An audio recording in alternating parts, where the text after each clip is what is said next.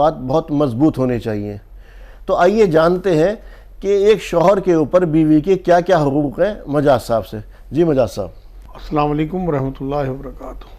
الحمدللہ رب العالمین والصلاة والسلام علی رسول الکریم وعلی آلہ وصحبہ اجمعین، اما بعد، اعوذ باللہ من الشیطان الرجیم، بسم اللہ الرحمن الرحیم۔ اصل میں اسلام کی ایک ہی پالیسی ہے، پالیسی آف محمد۔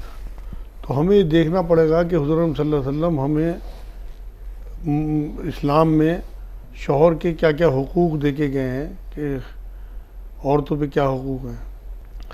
اس کے لیے سب سے پہلے ہمیں رخ کرنا پڑے گا حجۃ الوداع پہ۔ حضور صلی اللہ علیہ وسلم نے بات فرمائی ہے آخری خطبے میں کہ عورتیں جو ہیں یہ کمزور ہوتی ہیں، انہیں تم نے اللہ کے نام پہ حلال کیا ہے، ان کے ساتھ جو ہے اچھا سلوک کرنا، جو خود پہنو انہیں پہنانا، جو کھاؤ انہیں کھلانا، اور اچھا نان نفقہ ان کا، وہ سب آخری خطبے میں آپ کو مل جائے گا۔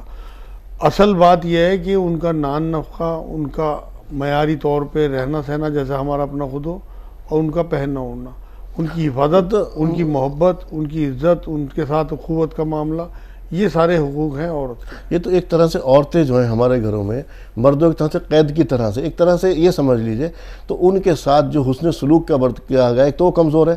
حالانکہ کیونکہ اس سے پہلے تو یہ دیکھا گیا عورت اور مرد کو ویسے اسلام نے برابر کہا، لیکن جب شادی ہو گئی، شادی ہونے کے بعد اب بات برابری کی نہیں رہی، اب شوہر اور بیوی بن گئے، اب ایک دوسرے پر حقوق ہو گئے، یہاں پر انصاف کی بات ہوگی۔ اب اسی انصاف کے زمرے میں کہا آپ صلی اللہ علیہ وسلم نے کہ ان کے ساتھ حسن سلوک کرو، جب تک کہ یہ کھلی نافرمانی نہ کرے۔ تو اس سے کھلی نافرمانی سے کیا مراد ہے مجاز صاحب؟ ہاں، یہ قرآن کی آیت ہے کہ عورتیں اگر مطلب بدکاری پہ اتر آئیں تو تم ان کے ساتھ پہلے تو بات چیت کرو، اگر وہ نہ سمجھیں اس میں تو پھر ان کے بستر الگ کرو، اور اگر تب بھی وہ نہ سمجھیں تو انہیں مار کی سزا دو۔ لیکن جب حضور صلی اللہ علیہ وسلم سے پوچھا، صاحب ذرا سی میں آپ کو روک رہا ہوں، آپ نے کہا مار کا لفظ، ہاں آج کے دور کے اندر کوئی برداشت نہیں کرتا۔ اچھا، مار کا بھی مطلب کیا ہے، ذرا سا اس کو وہ میں ڈیفائن کر رہا ہوں نا آپ کو۔ جب حضور صلی اللہ علیہ وسلم کے اوپر یہ وحی آئی، مار والی آیت آئی، تو صحابہ کرام حضور صلی اللہ علیہ وسلم سے پوچھ لیں جی کیسی مار؟ تو حضور کے ہاتھ میں مسواک تھی کہ ہلکی پھلکی مار اس سے، اب مسواک سے کتنا مار دے گا آدمی۔ دوسرے یہ بھی فرمایا کہ ایسے نہ مارنا کہ بدن پہ نشان پڑے، زور سے نہ مارنا، چہرے پہ نہ مارنا، وہ ساری۔ لیکن مار کی جو سزا ہے نا وہ سب سے آخر میں بتائی۔ سب سے پہلے یہ بتایا گیا کہ پہلے انہیں بات چیت سے سمجھاؤ، اس کے بعد بستر الگ کرو، مطلب انہیں احساس ہو جائے کہ میرا ہسبینڈ میرے سے ناراض ہے۔ لیکن اگر تب بھی نہ مانے، یہ اس وجہ سے ہے کہ اگر کھلی مطلب اس طرح کی حرکتیں کریں جو تمہارا کہنا نہ مانے، یا تمہیں بدنام کریں، یا کچھ اس طرح کا معاملہ ہو، اس کے بعد انہی آیتوں میں آگے فرمایا ہے سورہ نساء میں، مطلب یہ آپ کہنا چاہ رہے ہیں کہ چوٹ پہنچانا مقصد نہیں ہے، عزت نفس، عزت نفس پر احساس کرانا کہ ہسبینڈ جو ہے وہ ناراض ہے اور میرے سے اچھا نہیں ہوا، جس سے کہ اسے احساس گناہ ہو، اور پھر وہ توبہ کی طرف پلٹے، اور پھر گھر کا جو معاملہ ہے وہ آگے بھی ہے۔ یہ کہا ہے اس آیت میں مار کی سزا کے بعد اگر وہ ٹھیک ہو جائیں تو پھر ان پہ زیادتی نہ کرنا، پھر انہیں معاف کرو، درگزر سے کام لو اور آگے بڑھو۔ اور آگے فرمایا انہی آیتوں میں کہ اگر پھر بھی نہ تمہاری بات بنے تو ایک مرد کی طرف سے اور ایک عورت کی طرف سے ثالث بٹھا لو، جو شریف آدمی ہوں، جو چاہتے ہوں کہ ان میں سمجھوتا ہو جائے، مزے لینے والے لوگ نہ ہو، کیونکہ آج کل تو مزے لینے والے ہیں، جی ہمدرد تو ملتے نہیں آپ کو۔ تو وہ اگر ان کے دل میں اخلاص ہوگا اور وہ چاہیں گے کہ ان میں آپس میں سمجھوتا ہو جائے تو اللہ ان کے لیے راستہ نکال دے گا۔ اس کے آگے کہا اگر پھر بھی نہ بات بنے تو پھر دونوں سیپریشن اختیار کر لیں۔ طلاق کو اللہ رب العزت نے جائز قرار دیا، حالانکہ ناپسندیدہ عمل ہے۔ اس کے بعد سب سے آخر میں، اسلام میں تو 1 منٹ میں طلاق کی بات کر دیتے ہیں، بہت آخر میں، کیونکہ جو کام اللہ کو ناپسند ہوگا وہ طلاق جو آپ کہہ رہے ہیں وہ بھی تب ہے تب حدود اللہ، جو اللہ کے حدود ہے ان کی نافرمانی ہو رہی ہو، اپنی نفس کے لیے نہیں ہے۔ نہیں، اگر وہ حدود اللہ میں آئے گا نا، اگر خدا نہ خواستہ کوئی عورت اپنے ہسبینڈ کی نافرمانی کرتی ہے اور کوئی ایسے حرکت کرتی ہے جو ناشائستہ حرکت ہو، تو وہ اللہ کی حدود سے باہر نکلتی ہے، کیونکہ اللہ نے تو حدود قائم کر دی نا۔ دیکھو مرد کو قوام کہا قرآن میں، اللہ رب العزت نے سورہ نساء کی 34 نمبر آیت میں اس کی وجہ بیان کر دی کہ یہ تمہارے لیے معاش کا انتظام کرتے ہیں، اور مرد کو اللہ نے تھوڑی طاقت دی۔ ایک جگہ یہاں رتبہ مرد کا قرآن میں بیان کیا زیادہ، حدیثوں میں عورتوں کے بہت رتبے بیان کیے، دونوں برابر ہیں، مگر یہاں صرف علت بیان کر دی کہ کیونکہ کما کے لاتے ہیں اور گھر کو چلاتے ہیں تو ڈرائیور ایک ہی ہوگا، گاڑی کے 2 ڈرائیور نہیں ہو سکتے۔ یہ گاڑی ہے، ایک مکان جو ہے، اس میں ایک ڈرائیور کو کر دیا اللہ رب العزت نے، اور اس کے بعد اس میں بیوی بچے سب بیٹھے ہیں، اور زندگی آسانی سے گزاریں. لیکن جہاں 2 ڈرائیور ہونے کی کوشش کریں وہاں ایکسیڈنٹ ضرور ہوگا. جی اچھا مجاہد صاحب، ایک طرف تو یہ کہا جو مار کا بھی آپ نے ذکر کیا، حالانکہ وہ صرف عزت نفس کی بات ہے، اس کو مجروح کرنے کا، جس سے کہ اس کو دل پہ ایسا احساس ہو. دوسری طرف کہا کہ اگر تمہاری عورتوں کی عادتیں آپ کو پسند نہ ہو تب بھی آپ ان سے نفرت نہ کرو. تو یہ کس طرف اشارہ کرتا ہے؟ یہ سورہ نساء کی 19 نمبر آیت ہے کہ اگر تمہیں اپنی عورت کی کچھ باتیں ناپسند ہوں تو ضرور اللہ نے اس میں کچھ ایسی پسندیدہ چیزیں رکھی ہوں گی کہ تمہاری زندگی گزر جائے گی. اصل میں سب سے پہلے تو عارف بھائی یہ دیکھنا پڑے گا کہ یہ زندگی ہمیں ملی کیوں ہے. اللہ رب العزت نے قرآن میں کہا کہ میں نے آزمائش کے لیے انسان اور جن کو پیدا کیا. اب یہ ہمارے لیے تو آزمائش کا حصہ ہے. اب اللہ کسی کو کچھ دے کے کسی سے کچھ لے کے آزما رہا ہے. اگر آپ کو آپ کے مزاج کے خلاف بیوی مل بھی گئی، اگر آپ صرف اس کی نیگیٹو چیزوں پہ دھیان رکھو گے تو لازمی آپ کے گھر میں ٹنٹے رہیں گے. لیکن اگر آپ اس کی پازیٹیو چیزوں پہ بھی دھیان رکھو گے کہ اس میں یہ برائی ہیں لیکن یہ اچھائی بھی تو ہیں، ہر برائی کے بعد اچھائی ہے، ہر رات کے بعد دن ہے. صحیح بات اللہ رب العزت کی طرف سے. تو اگر آپ اپنی عورت میں وہ اچھائی ڈھونڈو گے تو وہ آپ لازمی اس سے محبت کرنے لگو گے کچھ دنوں کے بعد. یہی اسی طرح اشارہ کیا. دیکھیں خوبصورتی ہوتی ہے، جوانی ہوتی ہے، چند دنوں کی ہوتی ہے. اصل میں تو خوبصورت ہونی چاہیے عورت. اسی لیے حضور صلی اللہ علیہ وسلم نے جو کرائیٹیریا دیا ہے کہ جب تم رشتہ دیکھو تو 4 چیزیں دیکھی جاتی ہیں، حسب نسب، ایک پیسہ، ایک خاندان، اور ایک خوبصورتی، اور دوسرے دینداری. تو 4 چیزوں میں تم دینداری کو پریفر کرنا، حدیث پاک ہے. تو اگر آپ شروع میں یہ دیکھ لیں گے، اسی لیے دیکھنے کی بھی اجازت دی حضور نے. بعد میں تو یہ کہہ نہیں سکتے کہ آپ کو مجھے پسند نہیں ہے، لیکن پھر بھی عادت اعتبار نہیں کھلتے پوری طرح سے. کوئی عادت اس میں غلط ہے بھی. آپ اچھے ہمدرد، شوہر جو ہوتا ہے نا وہ اچھا دوست بھی، اچھا باپ بھی، اچھا بھائی کا رول کرتا ہے ادا، اچھے ہمدرد کا، اچھے خیر خواہ کا. آپ اس کی آخرت سنوارنے کے لیے، آپ بڑے ہو، آپ کو تجربہ زیادہ ہے، آپ معاشرے میں زیادہ رہتے ہو، اپنی چھوٹی کی طرح سے اسے ایک شفقت اور محبت کے ساتھ. قرآن میں اللہ نے کیا کہا؟ میں نے میاں بیوی میں محبت اور اخوت، انسیت آپس میں پیدا کر دی. تو اس محبت کے ساتھ دیکھیں یہ سب سے حسین رشتہ ہے. اللہ نے دیکھو ماں باپ کا جو رشتہ ہے وہ تقدس والا ہے، لیکن شروعات جو کائنات کی ہے وہ میاں بیوی کے رشتے سے کی ہے. وہی میں کہتا ہوں کہ اللہ تعالیٰ نے پہلا رشتہ جو بنایا وہ میاں اور بیوی کا. دوسری بات یہ ہے کہ تمام رشتے اللہ رب العزت نے بنا کے بھیجے ہیں. ایک یہ رشتہ ایسا ہے جسے ہمارے ہاتھ میں دے دیا کہ اسے تم خود کریٹ کرو اور اسے سنبھالو. ہم شروع میں تو جب لڑکی دیکھتے ہیں یا گھر والے دیکھتے ہیں تو بہت اچھے بنتے ہیں، ان کے ساتھ بہت اچھا معاملہ کرتے ہیں. لیکن جب ہم دیکھتے ہیں کہ یہ مطلب ہمارے گھر آ گئی، اس کے بعد ہمارا رویہ بدل جاتا ہے. یہ نہیں ٹھیک ہے. آدمی جو شروع سے ہو وہ آخر تک رہے. یہی دینداری ہے. اصل میں یہی ایمان ہے کہ جو اللہ نے دے دیا مطمئن الحمدللہ. تو ناظرین یہاں اس کا مفہوم یہ نکلا یا اس کا مطلب یہ ہوا کہ برائیوں کو ان کی اچھائیوں سے ڈھانپ دو. لیکن ایک اور پہلو ہے اس کا کہ مرد کو ایک ذمہ داری دی گئی ہے. تو جس انسان کو ذمہ داری دی جاتی ہے اس کی یہ کہتے ہیں ریسپانسبل بنایا گیا، اس کا نگراں بنایا گیا. تو اس کے ساتھ یہ بھی ہے کہ عفو درگزر سے کام لو، عفو درگزر سے کام لے. یا مرد کو جو ہے حاکم، جو آپ سمجھتا ہے مرد کو حاکم بنایا گیا، اس کو نگراں بنایا گیا. اس کو یہ نہیں کہ اس کی غلامی میں دے دی گئی ہے. اس کا کیا مطلب ہے؟ ذرا تھوڑا سا اس کو. اصل میں اللہ یہ سمجھانا چاہتا ہے یہاں پر کہ تمہارے اوپر بھی کوئی نگراں ہے، تمہارے اوپر بھی کوئی حاکم ہے. اگر تمہیں کوئی رتبہ میں نے دے دیا تو اس کا ناجائز فائدہ نہ اٹھانا. دیکھو جس پیڑ پہ جتنا پھل آئے گا نا اتنا جھکا ہوا ہوتا ہے. اگر اللہ کسی کو کوئی رتبہ دیتا ہے تو اس سے حساب بھی ویسے ہی لے گا اور اسے اجر بھی ویسے ہی دے گا. بے شک قرآن سے یہ بات ثابت ہے کہ حضور صلی اللہ علیہ وسلم کی ازواج مطہرات کو کہا کہ اگر تم کوئی گناہ کا مرتکب ہوگی تو تمہیں دگنی سزا ملے گی، اسی طرح سے تمہیں اجر بھی دگنا. تو جس کے جتنا مرتبہ اس کے ویسے پکڑ اور ویسے ہی مرتبہ.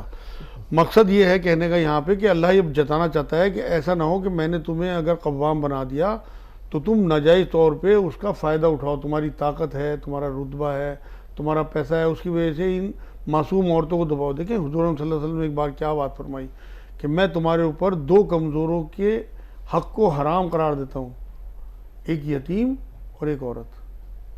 عورت کیونکہ کمزور بنائی اللہ رب العزت نے، پتہ ہے اللہ کو کہ جسمانی طور پہ بھی کمزور ہے. دوسری بات یہ 8-10 سال بعد شادی کے ماں باپ بھی کام نہیں آ سکتے، بہن بھائی بھی کام نہیں آ سکتے، وہ مجبور ہو جاتی ہے. اب آپ اگر اس کے ساتھ عزت کا معاملہ نہیں کرو گے، میں تو یہی کہتا ہوں لوگوں سے کہ اگر آپس میں محبت اور اخوت کا معاملہ رکھنا ہے گھروں میں تو 1 نمبر پہ تو اعتماد ایک دوسرے کا بے انتہا. اپنی بیوی پہ بے انتہا اعتماد کریں. جب اس نے اپنا سب کچھ آپ کو سونپ دیا، اپنے بہن بھائی ماں باپ چھوڑ کے آپ کے پاس آ گئی، آپ کو حرام سے بچاتی ہے، ورنہ آپ کہاں منہ مارتے پھریں. یہ آپ دیکھیں کتنی بڑی بات ہے کہ آپ کے لیے موسنہ کہا اسلام نے کہ آپ کے اوپر احسان کرنے والی ہے، آپ کا گھر بساتی ہے، آپ کو بچے دیتی ہے، آپ کا گھر مہمان نوازی کرتی ہے۔ دوسرا معاملہ جو ہے وہ جو ایک دوسرے کا لباس کہا مجاز صاحب، لباس تو اس لیے کہا کہ آپ وہ ایک دوسرے کا عیب چھپاتے ہیں۔ لباس جو ہے بدن کے سارے عیب چھپا لیتا ہے، آپ کے بدن پہ کہاں مسا ہے، کہاں تیلا ہے، کہاں داغ ہے، کسی کو نہیں پتا، آپ کے لباس نے چھپا لیا، تو اسی لیے لباس کہا گیا۔ دوسرے اعتماد کے بعد عزت دینا، یہ جو سب کے بیچ میں عورتوں کو ڈانٹ دینا، کچھ بھی کہہ دینا، ان کے ماں باپ کو کچھ دینا، یہ اسلام کی پسندیدہ چیز نہیں ہے بالکل بھی، یہ تو حرام ہونا چاہیے، کیونکہ آخری خطبے میں حضور صلی اللہ علیہ وسلم نے بات فرمائی، تمہارے اوپر ایک دوسرے کی جان، ایک دوسرے کا مال اور ایک دوسرے کی ناموس عزت حرام قرار دے دی گئی۔ یہ دو معاملے ایسے ہیں کہ ان کی وجہ سے فضا جو بہت، تیسری جو چیز ہے نا، اگر اپنے گھر میں آپ جنت کا ماحول بنانا چاہتے ہیں، کمیونیکیشن، اپنی عورتوں سے مشورہ کریں، یہ رسول اکرم صلی اللہ علیہ وسلم کی سنت ہے۔ ذرا سا ادھر روکے، میں ایک چیز جانا چاہ رہا ہوں، جب شادی ہوتی ہے اکثر و بیشتر یہ ہوتا ہے جب لڑکی بیاہ کر کے آ گئی تو پہلی ملاقات میں اکثر و بیشتر شوہر حضرت جو ہے وہ اس کو پوری کی پوری اپنے گھر میں میری اس کی عادت یہ، اس کی عادت یہ، اس کے ساتھ ایسا کرنا، اس کے ایسا کرنا، اس کو پوری طور پہ ظاہری طور سے اس کا مائنڈ میک اپ کر دیا جاتا ہے کہ تو مطلب وہ تو ایک غلام کی طرح سے ہو گیا نا۔ نہیں یہ اصل میں اسلام تو نہیں ہے نا، دیکھیں آپ بات کر رہے ہیں مسلمانوں کی، مسلمانوں کی پریکٹس ہے نا، وہ اسلام والی نہیں ہے۔ اسلام والی جو پریکٹس ہے وہ میں بتا رہا ہوں شریعت آپ کو، کہ حضور صلی اللہ علیہ وسلم کا جو رویہ ہے وہ اسلام ہے، حضور صلی اللہ علیہ وسلم کا جو رویہ اپنی بیویوں کے ساتھ ہے وہ شریعت ہے۔ اب حضرت عائشہ رضی اللہ تعالیٰ عنہ جب آئی ہیں گھر میں تو انہیں آٹا گوندنا نہیں آتا تھا، حضور آٹا گوند کے دیتے تھے انہیں۔ حضرت خدیجہ رضی اللہ تعالیٰ عنہ چولہے میں پھونکے مار رہی ہیں، حضور پیچھے لکڑیاں پکڑا رہے ہیں۔ اور آج کل کے دور میں تو اسے یہ کہا جائے کہ زن مرید ہے یہ کہنے سے کیا ہوتا ہے، اصل تو رسول پاک کی سنت، وہ ہم پہ انگلی نہیں اٹھا رہے ہیں، وہ رسول پاک پہ انگلی اٹھا رہے ہیں جنہیں معلومات ہی نہیں ہے۔ حضور جھاڑو دے دیتے تھے گھر میں، حضور اپنے جوتے گانٹھ لیتے تھے، حضور جو ہے وہ کپڑے اپنا خود صحیح کر لیتے تھے، مطلب گھر کے تمام کام اپنی عورتوں کے حضور صلی اللہ علیہ وسلم ہاتھ بٹاتے تھے۔ تو عورتوں کی اپنے ہاتھ بٹانا گھروں میں یہ عورتوں کا حق ہے اور سنت ہے حضور صلی اللہ علیہ وسلم کی، لیکن ہم تو اسے مایوب سمجھتے ہیں، ہم تو ذرا سی دینداری آ جائے تو سرخی آنے لگتی۔ حضور تو دوڑے لگاتے تھے اپنی بیوی کی اتنی محبت، حضرت عائشہ رضی اللہ تعالیٰ عنہ جس جگہ ہونٹ لگا کے پیالے میں پانی پیتی تھی حضور وہیں ہونٹ لگاتے تھے، جس جگہ بوٹے میں دانت مارتی تھی بالکل حضور وہیں دانت لگاتے تھے۔ ہماری ماں اتنی محبت دکھا کے گئے، اور ہم جو ہیں اپنی بیویوں پہ ہر ٹائم تشدد، ٹوکنا، لوگوں کے بیچ میں بے عزتیاں کرنا، بات بات پہ ان کے گھر والوں کو گالیاں بکنا، یہ اسلام نہیں ہے۔ اچھا مجھے اس سے کیا مراد ہے کہ تمہاری بیویاں اور تمہارے بچے تمہارے دشمن ہو سکتے ہیں، ان سے محبت کرو؟ ہاں یہ قرآن کی آیت ہے جس کا حوالہ آپ نے دیا، اور یہ واقعی بڑی سینسٹیو آیت ہے۔ اصل میں تو ہمیں نظر جو ہے وہ آخرت پہ رکھنی ہے، اور ہمارے جو بیوی بچے ہیں یہ ہمارے لیے ایک فتنہ بھی کہا اسے، آزمائش قرآن نے۔ تو بیوی بچوں کی ناجائز چیزوں کو نہیں ماننا، کیونکہ ان کی ناجائز خواہشات اگر آپ پوری کرتے کرتے حرام میں ملوث ہو گئے تو یہ واقعی آپ کے لیے دشمن قرار دیے جائیں گے، کیونکہ یہ زندگی 70-80 سال کی آپ کی ختم ہو جائے گی، آخرت آپ کی خراب ہو جائے گی۔ تو اس لیے لیکن اسی آیت میں یہ کہا کہ انہیں پیار سے سمجھاؤ، انہیں مطلب حکمت کے ساتھ لے کے آگے بڑھو۔ تو ایسا نہیں ہے کہ اگر انہیں دشمنی میں آپ کے ساتھ ناجائز مطالبے کر رہے ہیں تو آپ بھی تو پیار سے انہیں سمجھاؤ، آپ کو بھی تو اللہ نے عقل دی ہے کہ نہیں بیگم اس طرح سے ٹھیک نہیں ہے، نہیں میرا بیٹا یہ حرام ہے۔ تو وہاں آپ کو اللہ کی طرف سے جو حکمت ملی ہے، حکمت کو قرآن نے خیر کثیر کہا اسی لیے۔ تو مومن کی شان یہ ہے کہ اپنے بیوی بچوں کو شریعت بتائے، آخرت کی جو آخرت کا معاملہ ہے اسے سمجھائے، اللہ کے آگے کھڑے ہونے کا ڈر اور خوف، اور اللہ کی مشیت ہے، اللہ کی حکمت ہے، اللہ کی آزمائش ہے، ان کا جب ان کے ذہن میں آپ شروع سے تصور رکھو گے تو وہ واقعی آپ کے دشمن نہیں ہے، بلکہ آپ کے لیے، کیونکہ اولاد کو یہ بھی تو کہا کہ یہ صدقہ جاریہ بنے گی۔ اچھی بیوی کے بارے میں تو حضور صلی اللہ علیہ وسلم نے یہ بات فرمائی، دنیا کا مال جو ہے مال و متاع جمع کرنے والا ہے، لیکن اس میں سب سے زیادہ جو بہترین چیز ہے جمع کرنے کی وہ نیک بیوی ہے، سب سے بڑی نعمت۔ جی بے شک۔ اچھا مجاز صاحب، دو الگ خاندان ہیں، اس کی عادات وہ کہ اس کی پرورش کسی اور ماحول میں ہوئی ہے، لڑکے کی پرورش کسی اور ماحول کے اندر ہوئی ہے، دونوں کے دونوں جب آئے ہیں تو اب جیسے میں نے ابھی کہا کہ حاکم بن کر کے اس کی عادتوں کو جبراً سدھارنا، اس پہ جبر کرنا، یہ کہاں تک وہ، جبکہ کہا ہے کامل مومن وہ ہے جو بیویوں کے ساتھ اچھا سلوک کرے؟ ہاں بالکل صحیح سوال آپ نے کیا، یہ بہت اچھا سوال ہے آپ کا، کیونکہ معاشرے میں دیکھتا ہوں کہ لوگ اپنا حاکم ہونے کا ناجائز فائدہ اٹھاتے ہیں۔ اصل بات یہ ہے کہ اگر ہم یہاں یہ سوچیں کہ جو ہمارے اندر عادتیں ہیں انہیں بھی تو لوگ برداشت کرتے ہوں گے۔ اب یہ دوسرے ماحول سے بچی آئی، اس کا دیکھیں دو سگے بھائیوں کا ماحول الگ ہوتا ہے، ایک ہی دسترخوان پہ پلنے والے 5 بھائی الگ الگ عادتوں کے، الگ الگ مزاجوں کے، اور الگ الگ سوچ کے، الگ الگ قسمت کے ہوتے ہیں. تو یہ بچی جو دوسرے گھر سے آئی ہے، اسے تھوڑا سا تو ٹائم دیں. جو اس کے اندر عادتیں آپ کو نہیں پسند ہیں تو ان عادتوں کے لیے بھی اسے پیار سے، محبت سے. دیکھو مرد کا جو رشتہ ہے نا عورت سے شوہر کا، وہ ہمدردی کا ہے. آپ اگر اسے ہمدردی کے ساتھ لے کے پیار، کیونکہ آپ نے پوری زندگی گزارنی ہوتی ہے، آپ شروع میں اگر اس کے ساتھ سختی کرنے لگیں گے تو اس کا دل ٹوٹ جائے گا، اور آپ کے لیے وہ عزت اور وہ محبت اس کے دل میں نہیں رہے گی. حضور صلی اللہ علیہ وسلم کا کیا ہے، دیکھیں جب قرآن میں اللہ رب العزت نے کہا کہ اے نبی ان سے کہہ دے اپنی عورتوں سے کہ اگر ان دنیا کا مال و متاع چاہیے تو یہ لے کے الگ ہو جائے تیرے سے. ایک بھی بیوی تیار نہیں. حضرت عائشہ تو تڑپ گئی سن کے کہ حضور نہیں، مجھے تو آپ اور اللہ اور اس کا رسول چاہیے. بے شک بے تو شک. یہ بات اگر آپ کی اپنی بیوی کے ساتھ شفقت اور محبت ہوگی تو آپ کی تو ذرا سی ناگواری جو ہے اسے، تو وہ اپنے آپ عادتیں بدلے گی. بات محبت سے بدلنے کی ہے. حضور صلی اللہ علیہ وسلم نے اس پورے معاشرے کو مکے کے محبت سے بدلا ہے، زبردستی نہیں بدلا. آپ یہ دیکھو نا، جو وحشی تھے لوگ وہ حضور کی صحبت سے صحابی ہو گئے. کہاں سے کوئی ڈنڈے چلے ان کے اوپر؟ نہیں، اخلاق. صرف محبت، صرف اخوت، صرف بھائی چارگی، پھر صرف ان کی خیر خواہی، صرف ان کی آخرت کا معاملہ. یہ اگر آپ کے دل میں ہو اپنی بیوی کے لیے، کیونکہ وہ بھی تو ایک مسلمہ ہے، اس کے بھی تو حقوق آپ کے اوپر ہیں. بمقابلے آپ کے کمزور ہے. جبکہ یہ بھی فرمایا گیا ہے کہ عورت جو ہے ایک پسلی سے پیدا ہے، اور اوپر کی پسلی سے جو کہ بہت زیادہ ٹیڑھی ہے، اسے زیادہ سیدھا کرو گے تو ٹوٹ جائے گی. ذرا سا اس کے بارے میں تھوڑا سا. ہاں، یہ جو حضور صلی اللہ علیہ وسلم نے فرمایا اس کے پیچھے بہت بڑی حکمت ہے. دیکھیں حضور نے فرمایا کہ اسے اسی حال میں رہنے دو، اگر تم اسے سیدھا کرنے کی کوشش کرو تو ٹوٹ جائے گی. ٹوٹنے سے مراد یہ کہ طلاق تک نوبت پہنچ جائے گی. آپ یہ دیکھیں خدا نہ خواستہ آپ کی زیادہ سختی سے آپ کی وائف خودکشی کی طرف مائل ہو جائے تو وہ حرام کے آپ ذمہ دار ہوئے، وہ بھی ذمہ دار ہوئی. اگر خدا نہ خواستہ طلاق تک معاملہ پہنچ جائے تو آپ شیطان کو خوش کرنے والے بنے، کیونکہ شیطان سب سے زیادہ خوش میاں بیوی کے. جی ہے تو حدیث ہے، میں حدیث ہی تو بتا رہا ہوں. سب سے بڑی بات یہ ہے کہ اللہ ناخوش ہوتا ہے، کیونکہ اللہ کا عرش ہلتا ہے. طلاق اللہ نے جائز تو قرار دی، کیونکہ بعضی جگہ بہت ضروری ہو جاتی ہے، لیکن اللہ کو ناپسندیدہ عمل ہے. سب سے جتنے بھی جائز کام ہیں ان میں سب سے ناپسندیدہ اللہ کو طلاق ہے. لیکن آپ اگر اس طرف ہر بات میں مائل ہوں گے اور آپ سختی کریں گے تو لازمی بات ہے وہ پسلی ٹوٹ جائے گی. مطلب پسلی سے مراد یہ آپ کا رشتہ، اس کا رشتہ ٹوٹ جائے گا. کم سے کم اگر آپ کو حاکم سمجھ کر کے اس نے یہ بھی سمجھ لیا کہ آپ طاقتور ہیں، اس نے کمزور اندر ہی اندر کسمس آ رہی ہے اس کا، تو اس کی جو آہ نکلے گی وہ بھی عرش تک جائے گی. جبکہ جو مجاز صاحب ابھی حدیث بیان کر رہے تھے کہ شیطان جو ہے رات کو سمندر کے اوپر اپنا دربار لگاتا ہے، وہاں سب سے پوچھتا ہے کہ تو نے کیا کیا، تو نے کیا کیا. تو اس میں سے جب ایک شیطان کھڑے ہو کے یہ کہتا ہے کہ میں نے دو شوہر اور بیوی کے بیچ میں رکھنا ڈال دیا یا ان کو علیحدہ کرا دیا، تو اس سے شیطان اس کو اٹھا کے گلے لگاتا ہے اور سب سے زیادہ خوش ہوتا ہے. لیکن ایک اور مزید حق ہے بیوی کے اوپر شوہر کا، نان نفقے کا. مجاز صاحب ایک اور جو حق دیا گیا، جو ذمہ داری سب سے زیادہ، نان نفقے کی ذمہ داری مرد کو دی گئی عورت کی. جی تو اس سے ذرا اس کے بارے میں بتائیے.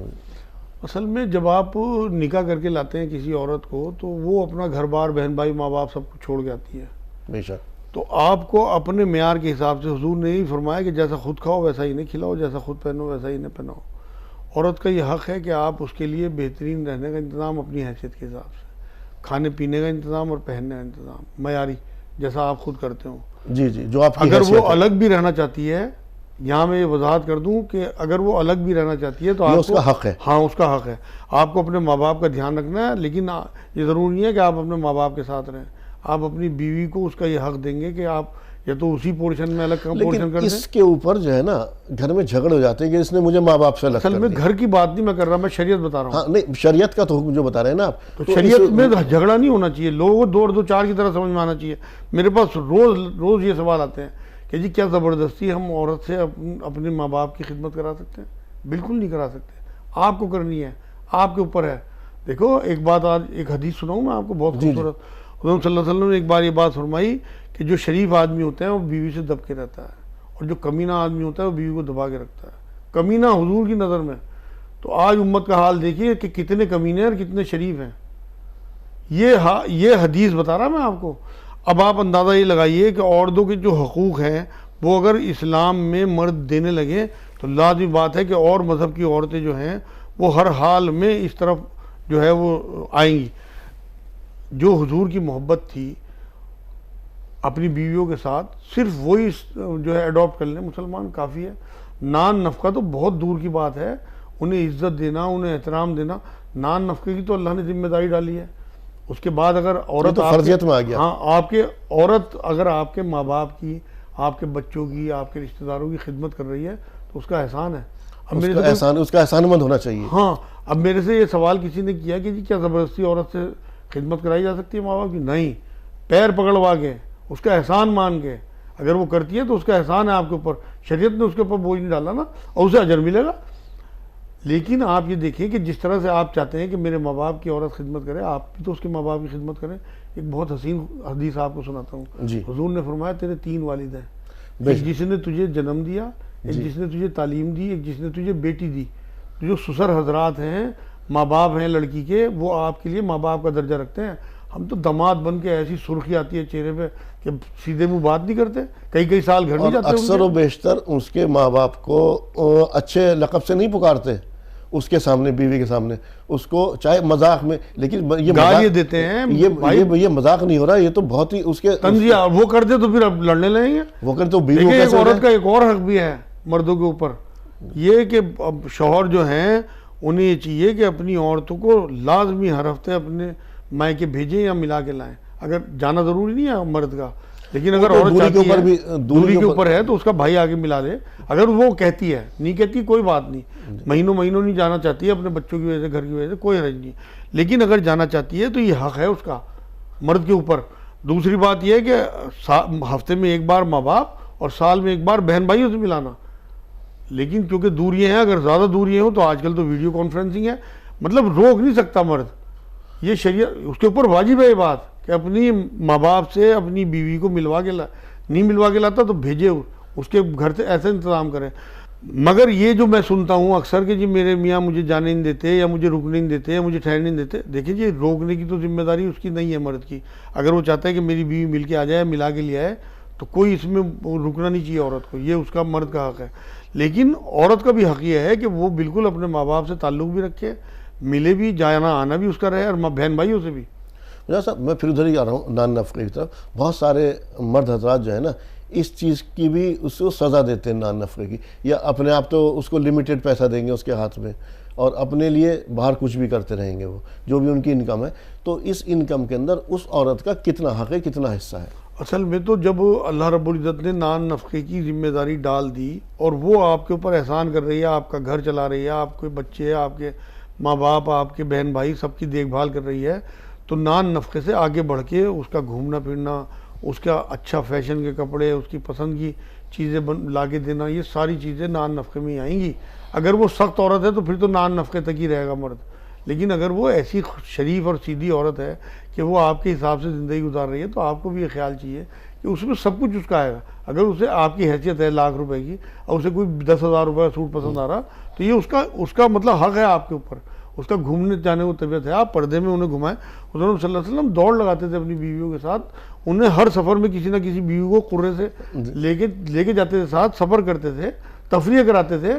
جی. اور یہاں پہ تو ایک حدیث بھی مجھے کا مفہوم یاد آ رہا مجھے کہ آپ صلی اللہ علیہ وسلم نے فرمایا کہ اگر یہ 1 دینار جو ہے وہ اپنے راہ خدا میں خرچ کیا، کسی فقیر کو دیا، کسی کو صدقہ کیا اور اپنے گھر والوں پہ خرچ کیا، تو سب سے بہتر وہ ہے جس نے وہ دینار یا وہ پیسہ اپنے گھر والوں پر خرچ کیا. مجاز صاحب یہاں ایک اور نقطہ مجھے یاد آ رہا کہ بیوی بچوں کی تعلیم کی بھی ذمہ داری بیوی کی بھی، کیونکہ بیوی کی بہت کم عمر میں شادی ہو کر آ گئی، تو بیوی بچوں کی تعلیم کی، جو دینی تعلیم کی ذمہ داری، وہ بھی شوہر کی ہے. ذرا اس طرف تھوڑا اشارہ کیجیے. ہاں تو وہ اصل میں تو خود بھی تو دیندار ہوگا جبھی تو ان کی تربیت کرے گا.